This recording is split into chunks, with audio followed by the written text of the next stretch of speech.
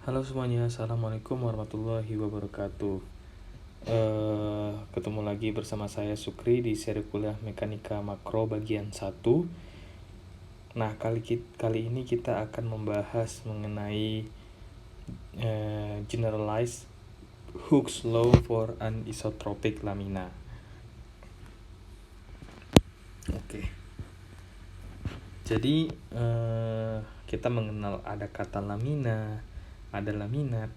Nah, lamina itu apa? Lamina itu adalah gabungan dari satu lembar yang berisikan, atau kita sebut lembar itu ply bisa, yang berisikan fiber beserta matriksnya. Sedangkan laminat adalah lamina atau satu ply tadi yang ditumpuk-tumpuk. Nah, kalau misalnya kita ingin mendesain sebuah komposit, maka kita tadi mengenal mikromechanics, ada makromechanics, dan makromechanics ini bisa pakai metode laminat klasik ataupun bisa menggunakan metode finite element atau metode numeriknya. Dan biasanya sebelum sampai ke makromekanik, ada dia di pertengahan atau disebut sebagai mesomekanik. Dan ini adalah bahasan fokus 3 minggu perkuliahan. Nah, untuk materi makromekanik sendiri akan kita bagi menjadi 5 ya. Ada yang kali ini akan kita bahas, yaitu generalized Hooke's law for anisotropic lamina. Kemudian ada classical laminates theory atau CLT. Kemudian ada hygrothermal stress in laminate. Oke. Kemudian ada prediction of failure atau failure kriterianya apa. Kemudian ada strength of laminates atau kekuatan dari tumpukan lamina itu seperti apa. Nah, oke, kita akan masuk ke pembahasan yang pertama dulu. Dan untuk yang video kali ini akan sampai itu dulu ya. Jadi properties of laminate structure. Nah, jadi properties dari single ply atau satu lembar itu sifat-sifatnya adalah generalized Hooke's law for anisotropic media. Kemudian hubungan stress-strain pada plane dari ortotropinya. Kemudian hubungan stress-strain pada arbitrary coordinate systemnya. Jadi kalau misalnya kita bahas lamina, tadi udah disinggung adalah serat dan matriks satu lembar. Nah, kita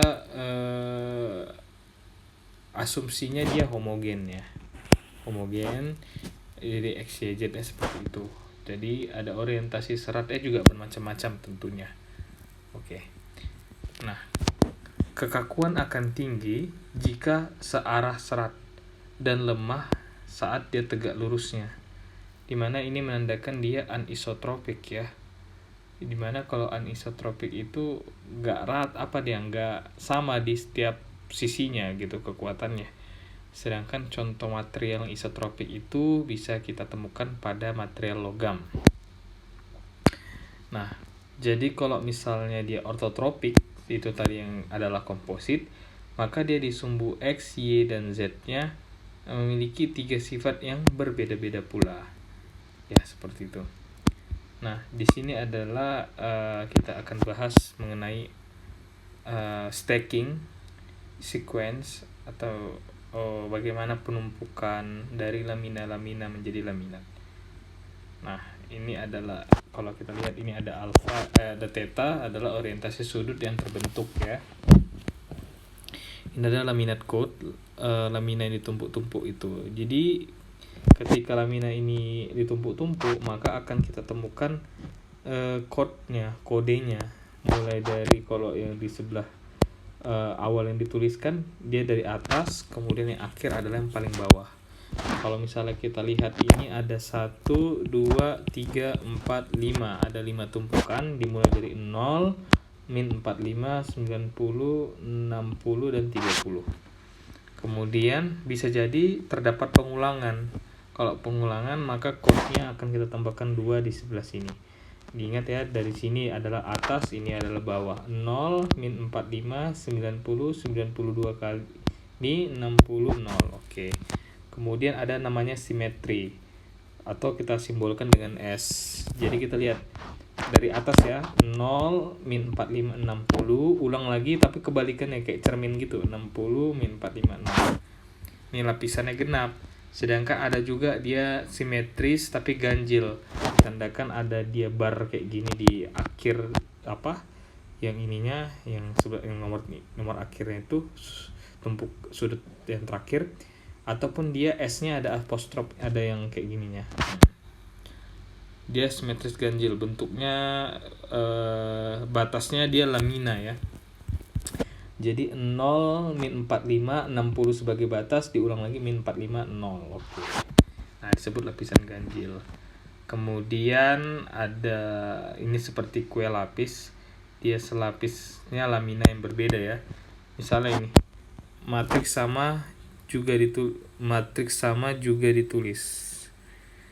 Nah, misalnya ini sama-sama epoksi kebetulan ya, tapi di 0 itu kita pakai grafit ya boleh. Kemudian yang 45 ini kita pakai boron. Kemudian ini simetris, ingat ya, 0, 45, 0 dengan grafit, 45 min 45, simetris diulang min 45, 45, 0, 0 dengan grafit, yang lainnya pakai boron misalnya. Nah, kemudian ada special types of laminate. Jadi kita ada mengenal symmetric laminate. Setiap ply di atas laminate midplane adalah identical ply ada berupa material dan orientasinya yang sama jarak di bawah midplane-nya. Itu yang symmetric ya. Kalau balance, dimana setiap ada sudut theta orientasinya, ada juga yang berlawanan negatifnya, dimana antara misalnya 45 min 45 atau bahkan 0,90 ya. Jadi dia berpasangan negatif positif, jika pun tidak 0,90. Kemudian ada crossplay laminate, dimana nanti terdiri dari ply yang 0,90, no other ply orientation. Jadi kayak cuma 0,90 itu yang berulang-ulang. Jadi seratnya tegak lurus, gak ada orientasi lain. Kemudian ada mengenal quasi isotropic laminate, di mana akan diproduksi atau dihasilkan menggunakan minimal 3 orientasi ply yang berbeda, yang dimana setiap angle-nya itu sudutnya dia setara atau sama gitu.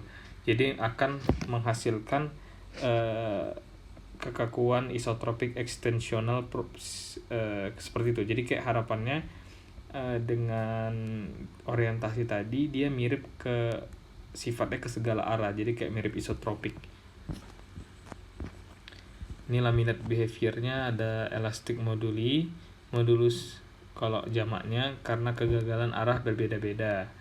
Oke, the stacking position, posisi tumpukan akan membuat perbedaan sifat laminate.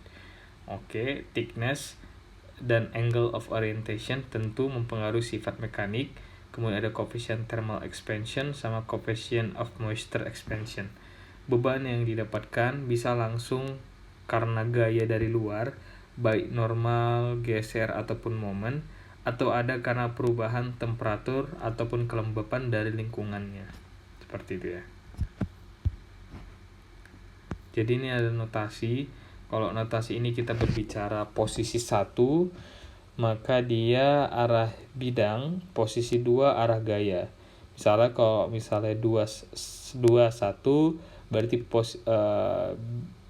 misalnya 1 2 dulu ya. Kalau 1 2 berarti arah bidangnya 1, gayanya arah 2 gitu ya. Nah, kemudian kalau tegangan normal ada 3 pasang. Tegangan normal itu kayak misalnya arah XYZ-nya, misalnya kita sebut adalah sigma 11, sigma 22, atau sigma 33, atau disingkat biasa sigma 1, sigma 2, sigma 3. Sedangkan tegangan geser ada 6 pasang. Apa saja? Jadi sigma 12, sigma 23, sigma 32, sigma 13, sigma 21, sigma 31. Seperti itu ya. Atau kayak sigma 12, sigma 21, sama ya. Nah, kemudian dia itu harus statis, dimana kan harus diam ya. Kalau tidak diem mah pasti berputar, otomatis yang dia sama kayak sigma 31 itu equal sama 13, 32 sama 23, 21 sama dengan 12. Kalau enggak maka dia enggak statis ya itu ya. Nah, kita bahas sampai ke ini ya, Hooke's Law of Linear Anisotropic Elasticity. Jadi the constitutive equation dari a linear anisotropic solid dapat dituliskan seperti ini. Sigma Ij sama dengan CIJKL apa namanya itu?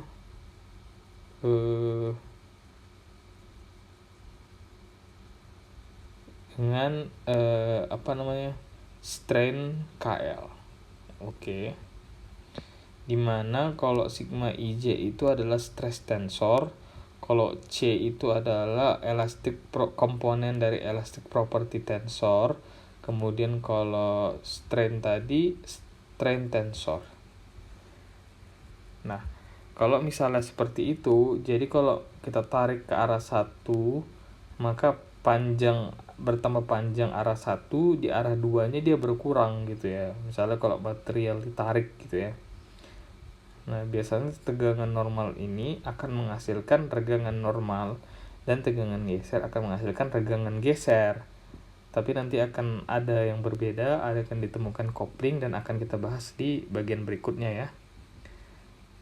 Nah, seperti itu. Ini ya kurang lebih seperti itu ya.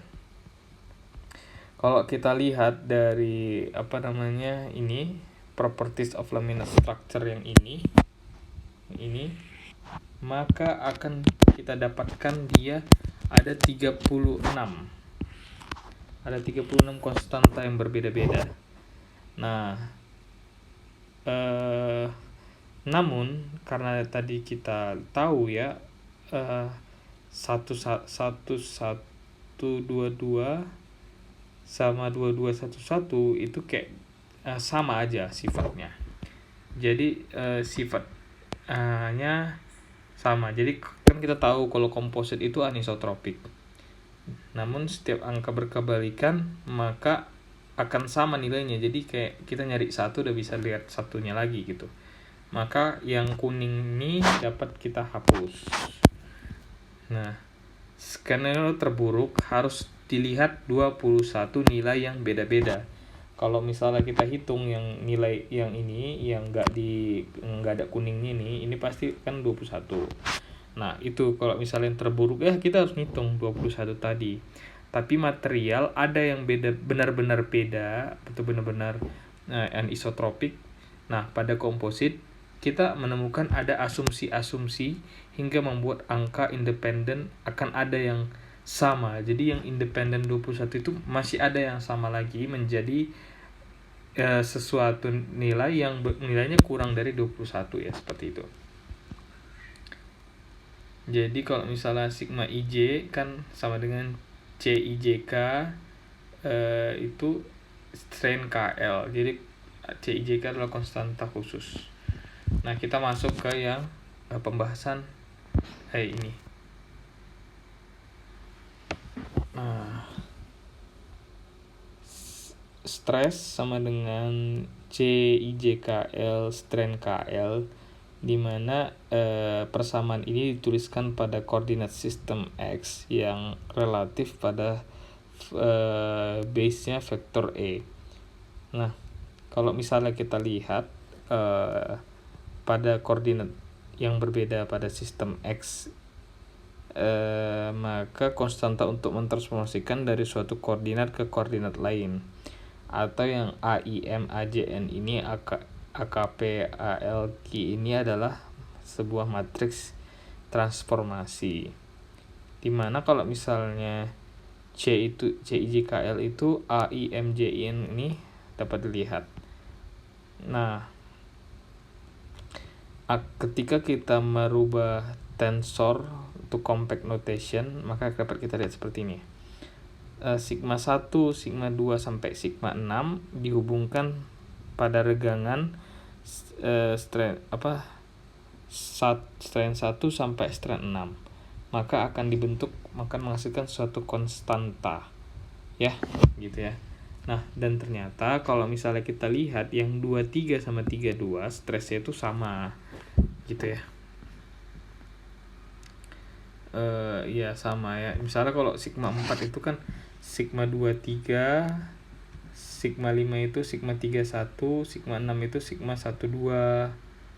Ingat aja, kalau 4 nggak ada 1, kalau 5 nggak ada 2, kalau 6 itu nggak ada 3, biar gampang diingat gitu ya. Nah,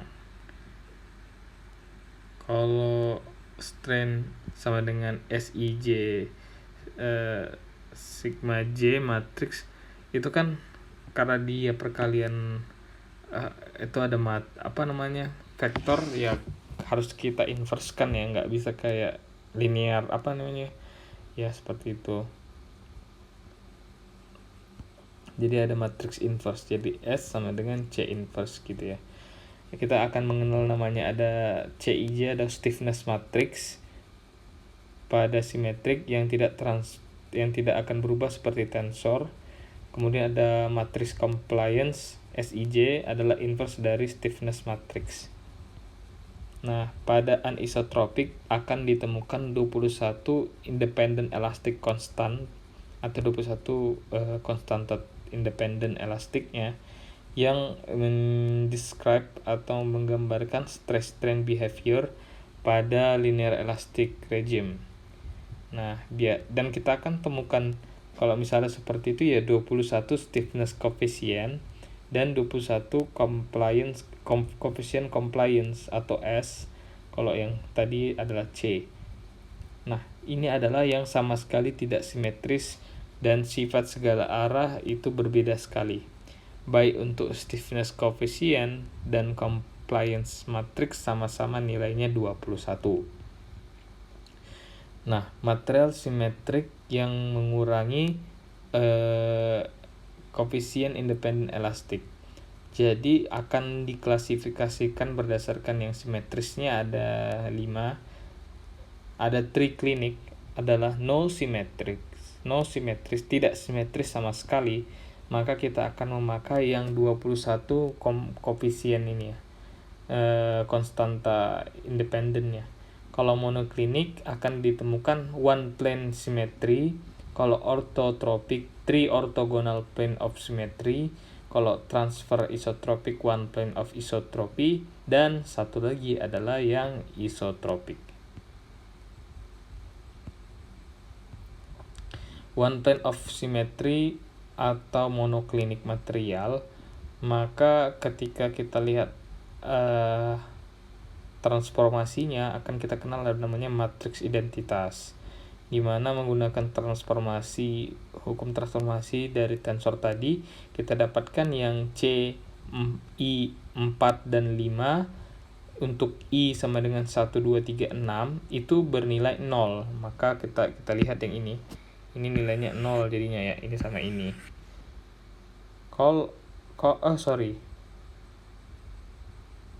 Untuk I, itu yang ini. Nah, kalau CJL sama itu untuk yang 4 dan 5.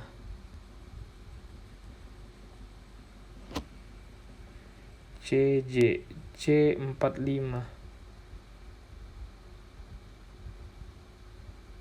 C41. Yang ini. Oke, seperti itu ya.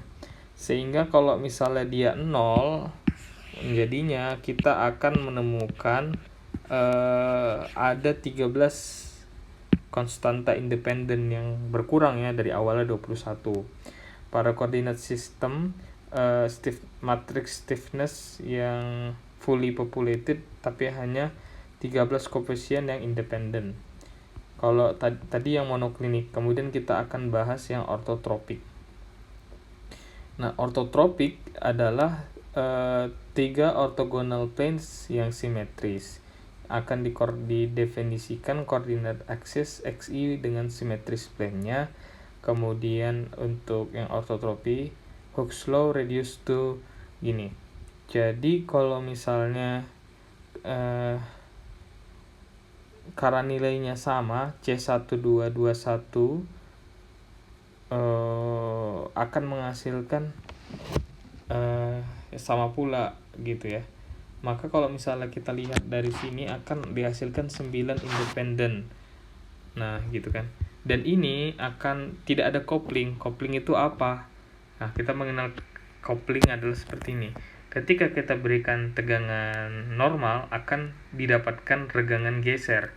Kita berikan tegangan geser akan ditemukan regangan normal.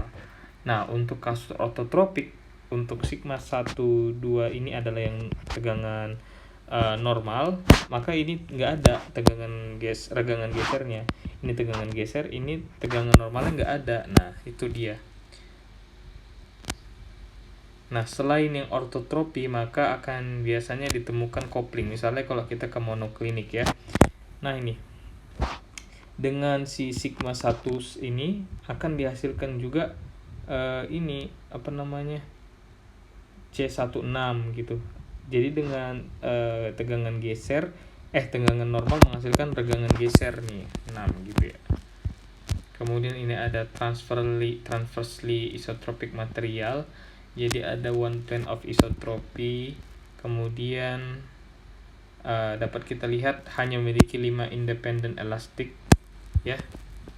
Kemudian kalau isotropic material ini hanya memiliki 2 independent elastik arah 1 dan arah 2 ya.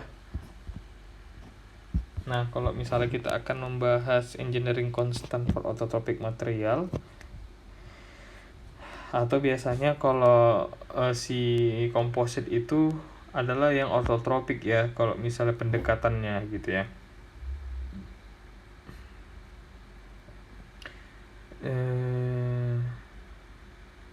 Oke. Tidak ada kopling tegangan normal dan geser.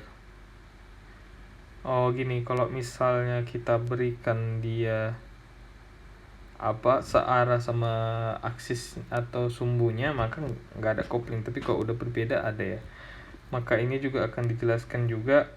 Kita akan mendapatkan engineering constant dari modulus yang sama dengan sigma 1 per stress per strain, atau kita tadi mengenal S11 kan ini. Maka kalau misalnya ya berarti 1 per S11 gitu. Bisa juga kita dapatkan Poisson rasionya, itu tuh arah 1, ini arah 2 ya sama aja. Ini dia yang arah 1, ini arah 2, ini arah 3, ini ya sama aja ya. Kalau shear akan didapatkan juga ya, shear modulusnya seperti ini. Ya, tadi kalau S1 per S11 ya, ini 1 per S66 gitu ya. Ini dia untuk yang arah 23, ini 13. Kalau misalnya kita graphic presentationnya seperti ini ya. Nah, ini ditari, ini di arah 1, ini arah 3, ini arah 2, ini geser 1, geser 1, 2, geser 1, 3, geser 2, 3.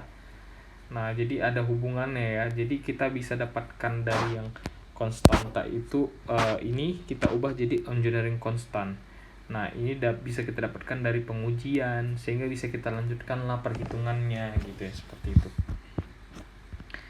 Nah, ini dengan perhitungan matematika akan didapatkan ini. Jadi nanti kita mengenal ada namanya Q dan Q bar. Cara mencari Q itu ini ya, ada dia dijelaskan, ini dia. Nah, Q itu Q11 ini. Nah, jadi Q itu kita kayak mengubah yang awalnya tadi kita itu 3 dimensi jadi 2 dimensi plane stress. Jadi sigma itu kita dapatkan dengan perkalian Q dengan regangannya gitu ya.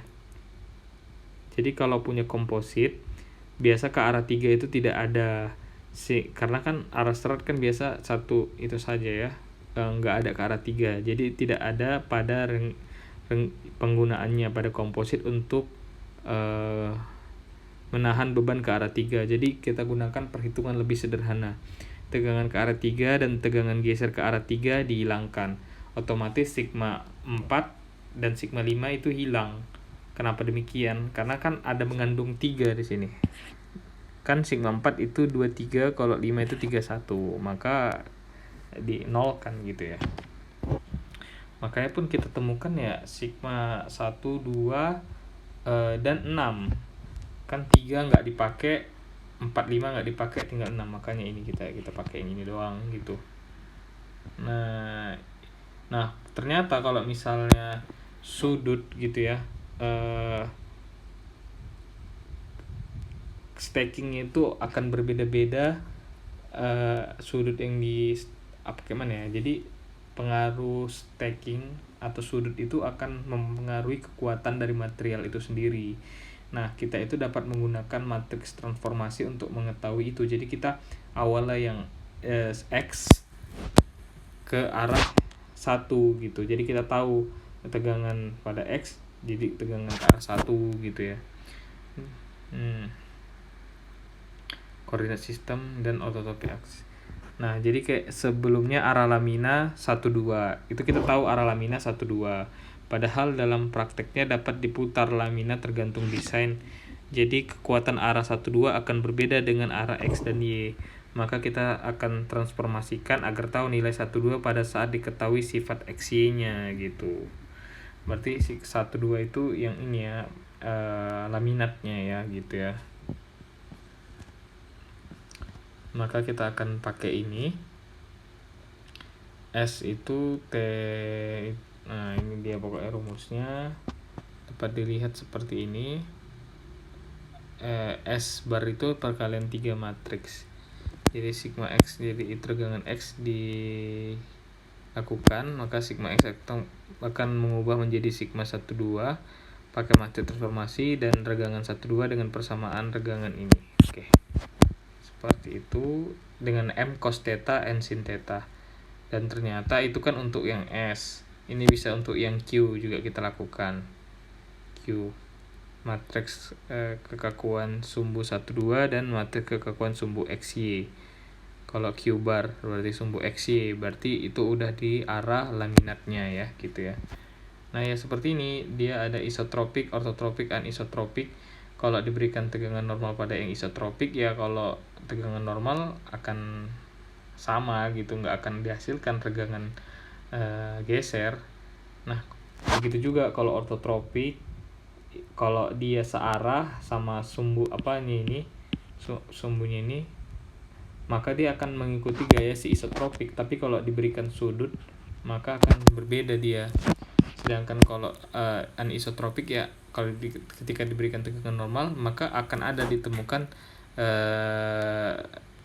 ada sudutnya, menandakan ada geser di situ ya. Seperti itu. Nah, karena tadi kita pakai yang ortotropik, maka memungkinkan juga terjadinya coupling. Maka kita bisa melakukan ada salah satu engineering constant juga yang baru, eta, adalah perbandingan regangan geser dan regangan normal. Gitu ya. Kemudian itu dia. Bisa disebutkan sebagai SYS sama dengan SSS. Ada juga kita sebut sebagai modulus elastisitas. Enggak. Ya masih bisa, adalah perbandingannya. Jadi kita bisa pakai perbandingan relation ini. Kemudian untuk itu maka ini adalah konstanta coupling. Kalau dia berarti nanti 0, berarti tidak ada coupling, maka dia searah sumbunya gitu ya. Nah, ini dia engineering constant. Jadi 1-2 itu untuk sumbu lamina, XY itu laminat ya. Jadi kalau misalnya lembaran itu akan kan memiliki kekuatannya masing-masing, itu yang kita sebut 1-2.